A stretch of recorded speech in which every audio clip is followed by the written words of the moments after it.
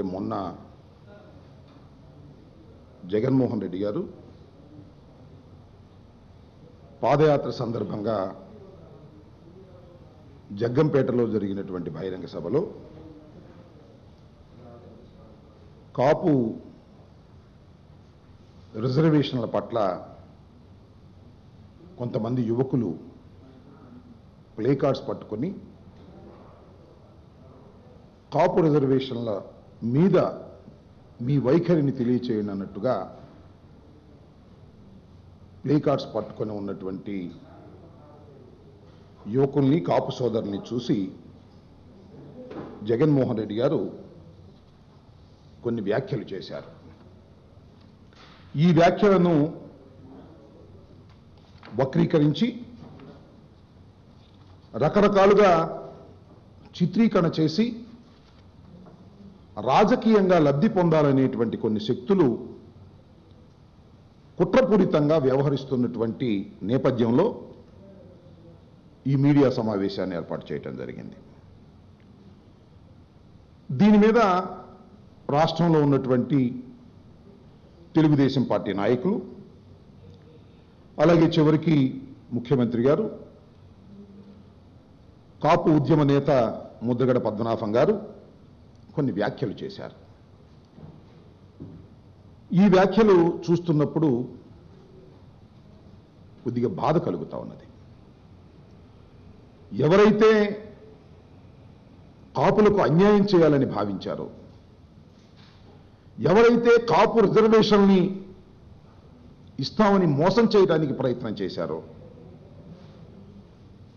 వారే కొందరు జగన్మోహన్ రెడ్డి గారిని కాపు వ్యతిరేకగాను, కాపుల్ని మోసం చేసినటువంటి వ్యక్తిగాను చిత్రీకరించే ప్రయత్నం చేస్తున్నప్పుడు చాలా బాధగా ఉన్నది. ముఖ్యంగా కాపు సోదరులు దీన్ని అర్థం చేసుకోవాల్సినటువంటి అవసరం ఉన్నదనే ఉద్దేశంతో మేమందరం భావిస్తున్నాం. నిజంగా కాపు రిజర్వేషన్ అనేది కొత్తగా వచ్చిన సమస్య కాదు. చాలా కాలం నుంచి రాజకీయ పక్షాలు కాపులకు రిజర్వేషన్ కల్పించాలని తమ తమ మేనిఫెస్టోల్లో పెడుతూ వచ్చారు. ఒక అడుగు ముందుకు వేసి రాష్ట్ర ముఖ్యమంత్రి గారు 2014 ఎన్నికల సమయంలో కాపు రిజర్వేషన్ల గురించి, అలాగే కాపుల గురించి ఆయన చాలా వివరంగా తన మేనిఫెస్టోలో పెట్టినటువంటి విషయాన్ని మనం అందరం చూశాం. దాన్ని ఈ సందర్భంగా మీ అందరికీ ఒకసారి వారి మేనిఫెస్టోలో ఉన్నటువంటి అంశాలను చదివి వినిపించాలనేటువంటి ప్రయత్నం నేను చేస్తున్నాను. ఒకటి, కాపు సామాజిక వర్గానికి గతంలో కంటే మెరుగైన రాజకీయ ప్రాధాన్యత ఇస్తాను అని చెప్పారు. కాపు, తెలగ, బలిజ, ఒంటరి మొదలైన కులాల వారికి ఆర్థికంగా ఆదుకునేందుకు 5 సంవత్సరాల్లో 5,000 కోట్లు కేటాయించి వారి సంక్షేమానికి ఖర్చు చేస్తాను అని చెప్పారు. కాపుల్లో ఉన్న ఈబీసీ విద్యార్థులకు ఎల్కేజీ నుండి పీజీ వరకు ఉచిత విద్యను అందిస్తాం. పేద కాపు విద్యార్థులందరికీ ఫీజు రీయింబర్స్మెంట్ వర్తింపచేస్తాం. మళ్ళీ ఆఖరిది, కాపులకు రిజర్వేషన్ విషయమై ఒక ప్రత్యేక కమిషన్ను నియమించి నిర్ణీత కాల వ్యవధిలో బీసీలకు నష్టం లేకుండా సమస్యను పరిష్కరిస్తాం, కాపులకు న్యాయం చేస్తాం అని నారా చంద్రబాబు నాయుడు గారు వాగ్దానం చేశారు.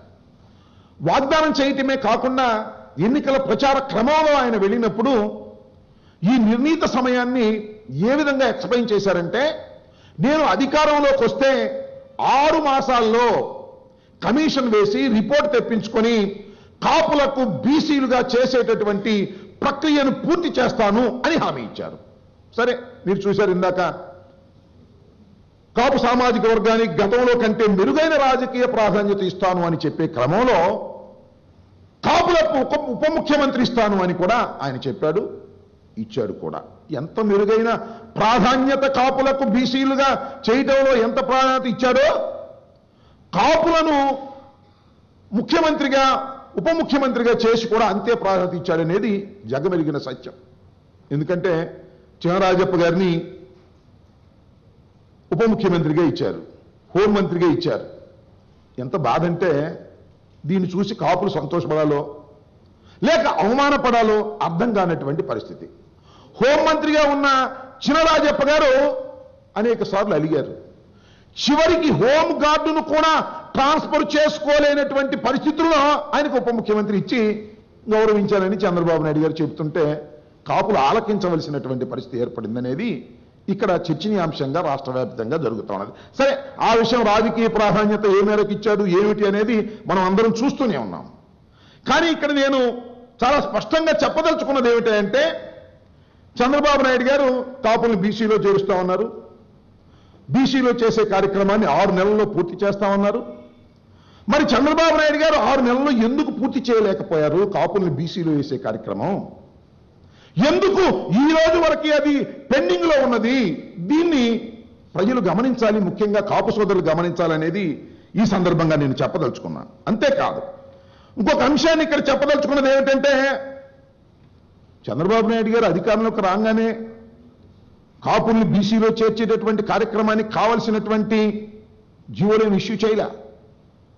కేవలం చంద్రబాబు నాయుడు గారు ఎప్పుడు కాపుల్ని బీసీలో చేర్చాలనేటువంటి కార్యక్రమానికి శ్రీకారం చుట్టారు అంటే, ముద్దగడ పద్మనాభం గారు ఉద్యమ బాట పట్టిన తరువాత తునిలో కాపు గర్జన అనేటువంటి ఒక కార్యక్రమాన్ని దేశంలో ఉన్నటువంటి రాష్ట్రంలో ఉన్నటువంటి కాపు సోదరులందరినీ కూడా తీసుకొచ్చి అక్కడ ఒక వేదిక ఏర్పాటు చేసి అక్కడ ఒక బహిరంగ సభ పెట్టాలి అనేటువంటి కార్యక్రమాన్ని ముద్దగడ పద్మనాభం గారు తీసుకున్నప్పుడు చంద్రబాబు నాయుడు గారికి గుర్తొచ్చింది, కాపుల రిజర్వేషన్లో మనం చెయ్యాలి అనేటువంటి ఉద్దేశంతో. ఇది జనవరి 31వ తారీఖు 2016. చంద్రబాబు నాయుడు గారు ఎప్పుడు అధికారంలోకి వచ్చారండి? జనవరి 31వ తారీఖున ఎప్పుడైతే ముద్దగడ పద్మనాభం గారు గర్జన అనే పేరుతో పిలిపించారో అప్పుడు చంద్రబాబు నాయుడు గారు దానికన్నా ముందు 18వ తారీఖున ఆయన జీవో ఇష్యూ చేశారు. అప్పటిదాకా చంద్రబాబు నాయుడు గారు ఎందుకు కిమ్మని ఉన్నాడో సమాధానం చెప్పాలని మనం చేస్తున్నాం. నిజంగా చంద్రబాబు నాయుడు గారికి చిత్తశుద్ధే ఉంటే కాపుల్ని బీసీలో చేర్చాలి అనేటువంటి కార్యక్రమం మీద చిత్తశుద్ధే ఉంటే ఎందుకు ఆ రోజు వరకు చంద్రబాబు నాయుడు గారు కిమ్మని కూర్చున్నారో ఇవాళ సమాధానం చెప్పాలని నేను ఈ సందర్భంగా మనం చేస్తున్నాను. ఎందుకంటే చంద్రబాబు నాయుడు గారు చాలా కామెంట్స్ చేస్తున్నారు. అయితే ఆ తర్వాత తునిలో సంఘటనలు జరిగాయి. సంఘటన జరిగిన తర్వాత ఏ రకమైనటువంటి పరిణామాలు జరిగాయో మనం అందరం చూశాం. అది జగన్మోహన్ రెడ్డి గారికి అంటగట్టినటువంటి సందర్భాన్ని కూడా చూశాం. దాని జోలికి నేను తర్వాత వస్తాను, ఇప్పుడు దాని జోలికి వెళ్ళదలుచుకోలేదు, తర్వాత మాట్లాడతాను. నేను ఇక్కడ చెప్పదలుచుకున్నది ఏమిటంటే, చంద్రబాబు నాయుడు గారు అధికారంలోకి వచ్చిన తర్వాత చాలా కాలం వరకు కాపుల్ని బీసీలో చేర్చాలనేటువంటి తలంపు లేదు. కాలం గడుపుకుంటూ పోతున్నాడు. ఉద్యమం తీవ్ర రూపం దాలుస్తున్నటువంటి సమయంలోనే చంద్రబాబు నాయుడు గారు జీవో ఇష్యూ చేశారు. మంచిదే, జీవో ఇష్యూ చేశారు. సరే, ఇప్పటికైనా జరుగుతుందనేటువంటి భావనతో 3 కమిటీలు వేశారు చంద్రబాబు నాయుడు గారు. ఒక కమిషన్ వేశాడు. ఆ కమిషన్లో మంజునాథన్ అనే ఆయన్ని చైర్మన్గా పెట్టారు. ఆయన retired chief justice, retired judge. అదేవిధంగా వెంకటేశ్వర సుబ్రహ్మణ్యం అనే ఆయన ఒక ఆయన్ని, మల్లెల పూర్ణచంద్రరావు అనే ఒక ఆయన్ని, శ్రీమంతుడు సత్యనారాయణ అనే వాళ్ళని, వీళ్ళు 3 కూడా ప్రొఫెసర్లు పెట్టి ఒక కమిటీ వేశారు. ఈ కమిటీ ఒక అధ్యయనం చేసి కాపుల్ని బీసీలో చేర్చేదానికి ఒక రిపోర్ట్ ఇవ్వాల్సినటువంటి అవసరం ఉన్నది అనేది. ఇక్కడ ఒక అంశాన్ని కూడా నేను ప్రజలకి కాపు సోదరులకి చెప్పాలి. అదేమిటంటే, కాపుల్ని బీసీలో చేర్చాలి ఈ రాష్ట్రంలో అంటే చిన్న చిన్న అడ్డంకులు ఉన్నాయి. ఏం అడ్డంకులు ఉన్నాయంటే, ఈ రాష్ట్రంలో రిజర్వేషన్లు 50% కన్నా మించుకోకుండా చేయాలి. ఆల్రెడీ 50% ఉన్నది.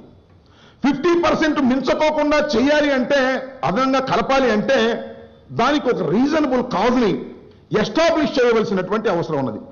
ఇంకొక 5%, 10% కాపులకు రిజర్వేషన్ ఇవ్వాలి అంటే ఖచ్చితంగా దాని మీద సుప్రీంకోర్టు డెసిషన్స్ ఉన్నాయి. కాబట్టి దానికి ఒక ప్రత్యేకమైనటువంటి కమిషన్ వేసి జస్టిఫై చేసుకోవాల్సినటువంటి అవసరం ఉన్నది అనేది ఇంతకు ముందు అనేక సందర్భాల్లో కోర్టులు చెప్పినటువంటి అంశం. ఎప్పుడైతే ఇంకొక 5%, 10% ఒక కొత్త కులానికి రిజర్వేషన్లు కల్పించాలి అంటే ఖచ్చితంగా దాని మీద పూర్తి అధ్యయనం జరిగిన తర్వాత ఎవ్వరూ క్వశ్చన్ చేయకోకుండా ఉండే విధంగా, చట్టాలకు ధర్మాలకు నిలబడే విధంగా, ఏ కోర్టుకు వెళ్ళినప్పటికీ కూడా అది తెగిపోకుండా ఉండే విధంగా ఒక ఆర్గ్యుమెంట్ని డెవలప్ చేయాలి, వారి వెనుకబాటుతనాన్ని గుర్తించాలి అనేది చాలా స్పష్టంగా ఉన్నది. నేను ఇక్కడ మీ అందరికీ మనవి చేయదలుచుకున్నది ఏమిటంటే, కమిషన్ వేశారు. కమిషన్ రిపోర్ట్ ఎప్పుడు వచ్చిందండి? ఎంతమంది రిపోర్ట్ ఇచ్చారు? చంద్రబాబు నాయుడు గారు హడావుడిగా అసెంబ్లీలో పెట్టేసి దీన్ని తీర్మానం చేసేసి కేంద్ర ప్రభుత్వానికి పంపాలని నిర్ణయించుకున్నారు. మంచిదే, రిపోర్ట్ తెప్పించుకోవాలి, ఆ రిపోర్ట్ కూలంకషంగా చర్చించాలి, చర్చించిన తర్వాత అసెంబ్లీ నుంచి పార్లమెంటుకు పంపించాలి, అభ్యంతరం ఏమీ లేదు, కేంద్రానికి పంపించాలి.